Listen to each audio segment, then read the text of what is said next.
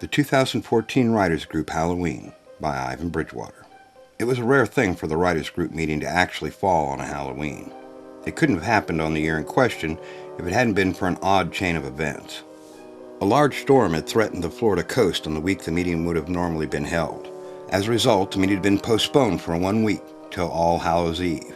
Few people realize the true powers that awakened at Halloween. There are ancient curses and links to the past that live on to this day. Even fewer people understand the links between the storytellers of old and what humans today think of as magic. The writers' group was about to get a taste of those powers. The meetings were held in a converted home, and space was at a premium. As a result, the meeting was held in a room filled with shelves covered in books. It seemed fitting to talk about writing books in a place filled with them. The various writers filtered in, and the room soon filled with conversation. At the appointed time, the group's moderator, Hal, called the meeting to order. The time of stories fell upon them. Perhaps the weather should have been a warning. The wind had blown down cold from the north, and the full moon shone through a clear, cloudless sky. Just 2 days ago, heat and rain had prevailed. Now an eerie silence seemed to only be broken by the occasional scream of cold wind blowing outside. Unable to read the portents that their ancestors might have better understood, the group continued on, oblivious to the weather outside. The first story read that night was a small section of a novel about events that occurred overseas several decades ago. Copies of the story were passed out, and the group read along and listened intently as events long ago seemed to come to life in the minds of the listeners. When the author finished reading from his story, there was a pleasant critique of the story and the way it was written. The other authors in the room turned in their copies of the story, each with helpful comments to improve the way it had been written. The process repeated itself. This time a fantasy about a man driven to the edge of death by debilitating disease. The author's story used humor to cover up the serious nature of the events depicted. The story worked very well and gained welcome praise from the group. Turning in their copies of the story after the critique, laughter filled the room as the people all talked about the humor in the last story. It was with the next storyteller that the evening started to really spin out of control. John was a novice writer, known best for his wild imagination. His strange stories often were overly violent, but at least they showed imagination. His recent addition to the group had added another interesting voice to their already enjoyable meetings. His short story that night involved demons and witchcraft. He hoped it would fit in perfectly with the Halloween. On this evening, John started out poorly as he read out the words, "It was a dark and stormy night." Hal had warned all the authors in the group a dozen times that the phrase about a stormy night would drive away every publisher within 60 miles. It could be frustrating when his writers didn't listen, but Hal was nice about it and just rolled his eyes. He would remind the group again during a critique to please stop it. Who knows, it might even sink in someday. As the story progressed, it seemed to reach a new level of intensity. Most of the people in the room were focused on the copy of the story that lay before them.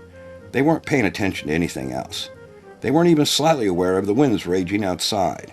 After the storm of the previous week, the weather seemed almost mild. As John read his story, a small cloud seemed to appear close to the ceiling in the center of the room.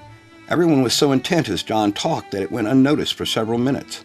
Then John began to call upon the ancient gods in his story. Things went downhill from there very quickly. As John read his story, Hal happened to look up. He saw the cloud forming and his face went white.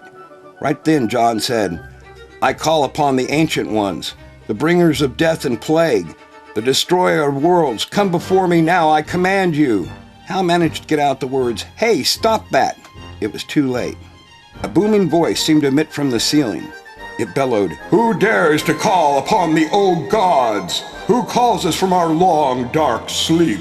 The group suddenly became aware of what appeared to be happening above them. Almost as though by command, the entire group stood up and backed away from the table as far as they could. In truth, that wasn't very far. The room wasn't very big.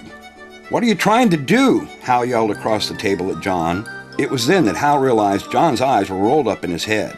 He appeared to be in some form of trance, and apparently now just mumbling words from the paper he held. Again, the voice from the cloud rang out, "Those who call upon us don't live to make the same mistake again. Choose, humans!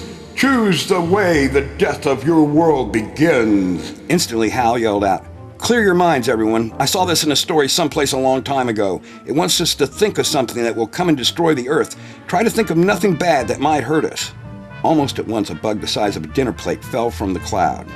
Covered in a thick, gooey slime, it dropped with a splat down onto the table that still sat in the center of the room. Instantly, almost every eye in the room turned to face an author named Dan. His stories had big bugs, and Hal yelled out, "Damn it, Dan, I told you not to do that!" Dan grimaced and looked around sheepishly, saying, "I couldn't help it. I hate bugs. I write about killing them, remember?" The bug staggered slightly and then stood up on 6 legs. It appeared a little drunken, but it looked so large it still managed to appear nasty. It stood in place for a few seconds and then opened its 6 sets of insect wings from each side of its large body. If it didn't look frightening before, it sure did now. It had a large set of pincers that snapped open and closed several times in a very threatening manner. With a crash, a tree limb smashed through a large window in another part of the house. It was visible to several people in the group, and although the bug couldn't see into that room, it faced that direction as though it somehow knew what had just occurred. Hal quietly asked Dan, "Is it poisonous?" With a dirty look, Dan hissed, "How should I know? I just write fantasy science fiction. I'm not some bug expert." The bug spread his wings again and started to fan them frantically. With a roar as loud as a whole swarm of bees, it started to lift off the table. At that point, an author called Kat came to life. Her real name was Catherine, but her nickname fit perfectly now. With ninja grace, she snatched a hidden broom from behind the end bookshelf and brought it over her head, smashing the bug down onto the table. Not contented with hitting the creature once, the woman continued to beat the bug over and over. Several of the creature's wings came off, and the rest were badly damaged. Despite that, the bug continued to move, and even managed to stand up for a second at one point, only to be flattened again with the broom. After about 30 seconds, the bug stopped moving. Kat finally stopped beating the bug's mangled body with the stick-like remains of the broom. A pause in the battle seemed to occur, and Hal seemed to regain control of the situation. He reached onto the bookshelf next to him and snatched up a paperback book. Then he turned around and slung the book across the room, hitting John in the shoulder. The man seemed to waken with a start. The look on his face registered total shock. The man's eyes flitted around the room and then locked on Hal. In a confused voice, John asked, "What's going on here?" "How many times have I told you not to say it's a dark and stormy night in a story?" Hal chastised aloud, a sound of obvious irritation in his voice. At that precise moment, another slimy bug, slightly larger than the first, fell onto the table from the amorphous cloud in the ceiling. Looking at Dan, Hal yelled, "Stop doing that!" Dan looked at Hal and blurted out, "It's not my fault!" Wasting no time, Kat slammed the remains of the broom down on the bug. It made a squeak noise and never stood up again as the agitated woman beat it to fragmented, gooey pieces. Within seconds, she stepped back and viewed the remains of her work with a gasping breath of satisfaction that made everyone in the room stare at her. She looked up a little sheepishly at everyone and said, "Sorry about that. I really hate bugs too." Once again, the booming voice called from the cloud saying, "Choose the means of your destruction, humans!" Hal had seen enough. Stepping close to the table, the story moderator raised his hands as though he hung from the cross. In a somber, quiet voice, he said, "Fine, you want a nightmare from my imagination? I'll give you one." A large mass of metal appeared in the room. The table folded under its weight, and the whole mass fell to the floor with a loud crash. The floor held the weight, and everyone in the room realized the thing appeared to be some form of small cannon. Slightly larger than a large trash can, the thing was covered in flashing lights and controls of various sorts. Hal stepped right up to it and without a word hit the large red button with "Fire" marked on it. With a loud thump, a projectile shot up from the gun, straight into the cloud. In a forceful voice, Hal yelled out, "You have no power over me!" With an electrical snap, the portal closed. Story time was over for Halloween. The various writers began to pick up their papers and other assorted personal items. Several started helping Hal clean up the room. Finally, a writer named Frank quietly asked Hal, "Do you have any idea what just happened here? Is this over? I'm shaking like a leaf." Hal paused for a moment and then said, "Words have power. Writers long ago discovered it was important to be careful how words were used. John opened a portal to another reality and almost destroyed the world. It happens from time to time. As a moderator, I should have prevented that from happening."